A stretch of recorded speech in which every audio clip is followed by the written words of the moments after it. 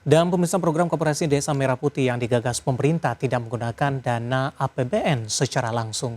Di mana Menteri Koordinator Bidang Perekonomian dan Pangan Zulkifli Hasan mengungkapkan skema pemanfaatan platform pinjaman melalui bank-bank milik negara atau Himbara agar koperasi lebih mandiri dan berorientasi bisnis berkelanjutan. Program Koperasi Desa Merah Putih yang digagas pemerintah tidak menggunakan dana APBN secara langsung. Setiap koperasi akan mendapatkan platform pinjaman hingga 3 miliar rupiah yang digunakan sesuai kebutuhan barang dan dijaminkan. Zulhas menegaskan, Kopdes Merah Putih dirancang untuk memangkas rantai pasok yang panjang dan menghilangkan peran tengkulak serta rentenir di tingkat desa. Koperasi akan terkoneksi langsung dengan pusat distribusi kebutuhan pokok desa seperti sembako, gas 3 kg maksud kami, dan pupuk subsidi, sehingga mempercepat akses ke pelayanan keuangan dan pengadaan barang bagi masyarakat desa.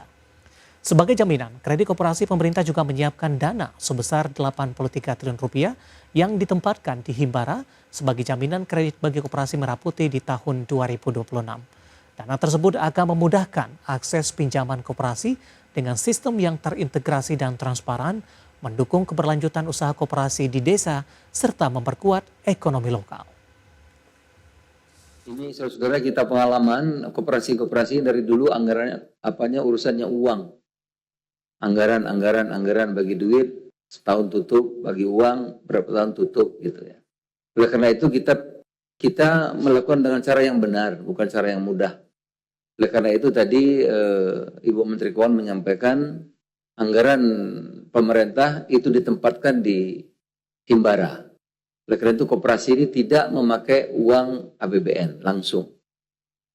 Ya, yang dipikirkan adalah model bisnisnya, usahanya, yang sudah kita pikirkan betul. Pemirsa, di tahun 2026, salah satu program prioritas pemerintah melalui pemanfaatan APBN, yakni pengembangan sektor usaha mikro, kecil, dan menengah dengan upaya strategis memperluas pasar ekspor go internasional UMKM. Anggota Komisi 7 DPR RI Novita Hardini optimis sektor UMKM masih tetap menjadi tulang punggung perekonomian nasional yang secara langsung berkontribusi sebesar 61% terhadap PDB. Untuk itu, founder Apprentice Indonesia ini meminta pemerintah perkuat rantai pasok di dalam negeri dan terus melakukan optimalisasi pengembangan UMKM termasuk mendorong perluasan pasar ekspor secara akomodatif di tahun depan.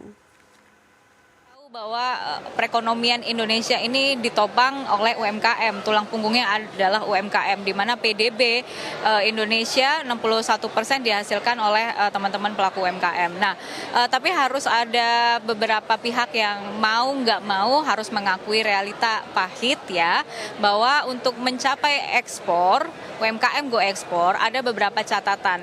Hingga tahun 2024 dan 2025 awal, UMKM yang bisa go ekspor itu tidak mencapai 30% atau belum memenuhi 30%. Salah satu alasannya adalah tidak ada ekosistem rantai pasok yang berintegrasi langsung dengan industri-industri besar di dalam negeri sendiri. Jadi kalau di dalam negeri sendiri belum bisa menjadi rantai pasok untuk industri-industri besar, kemudian kita sekali bisa ekspor, keterlanjutannya biasanya ini yang...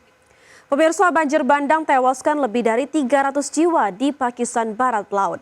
Dan informasi selengkapnya tetaplah bersama kami di Prime Market Highlights.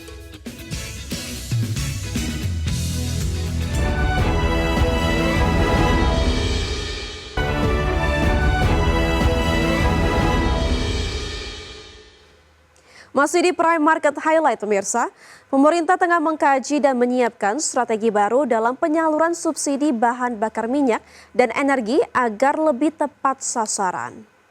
Ya, salah satu langkah yang penting yang diambil adalah memanfaatkan data tunggal sosial ekonomi nasional atau DTSN untuk memastikan subsidi energi diberikan secara adil dan juga efisien. Pemerintah berfokus pada pengelolaan subsidi energi seperti listrik, bahan bakar minyak, dan LPG 3 kg agar penyalurannya tepat sasaran dan dapat mengurangi kebocoran. Menteri Koordinator Bidang Perekonomian Erlangga Hartarto menjelaskan bahwa pemanfaatan DTSN menjadi kunci agar subsidi yang diberikan tidak lagi mengalami kebocoran akibat sistem penyaluran yang masih bersifat terbuka. Di mana langkah ini memungkinkan pemerintah untuk menetapkan mekanisme penyaluran subsidi yang didasarkan pada penggunaan sebenarnya. Dengan cara ini, subsidi dapat diberikan kepada masyarakat yang benar-benar membutuhkan berdasarkan data sosial ekonomi yang valid dan juga terkini.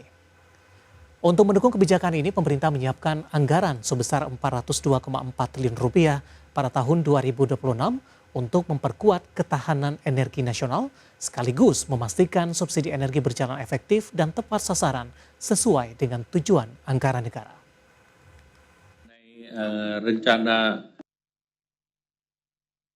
subsidi yang tepat sasaran, kita sudah punya DTSEN, data dari survei sosial dan ekonomi.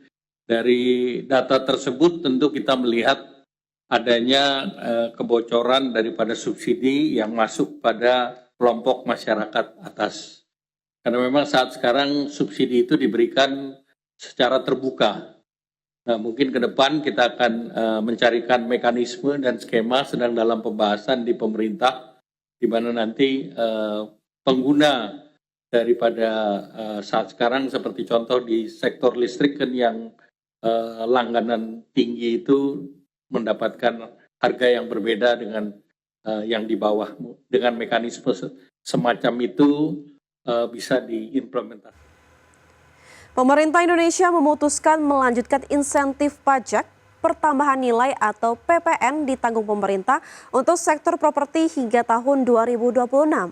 Kebijakan ini pertama kali diperkenalkan saat pandemi COVID-19 untuk memacu permintaan dan pertumbuhan sektor perumahan yang sempat melambat.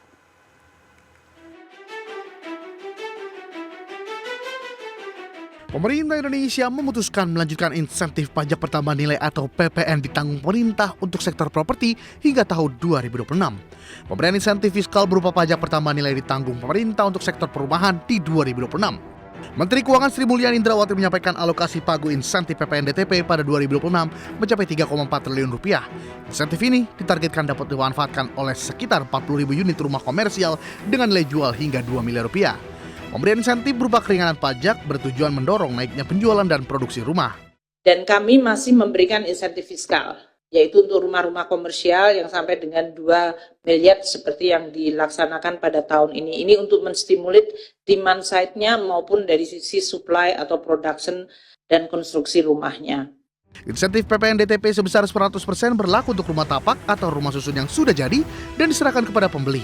Kebijakan ini diharapkan mampu mengerek permintaan, terutama pada kelas menengah ke bawah yang sangat terbantu oleh keringanan pajak.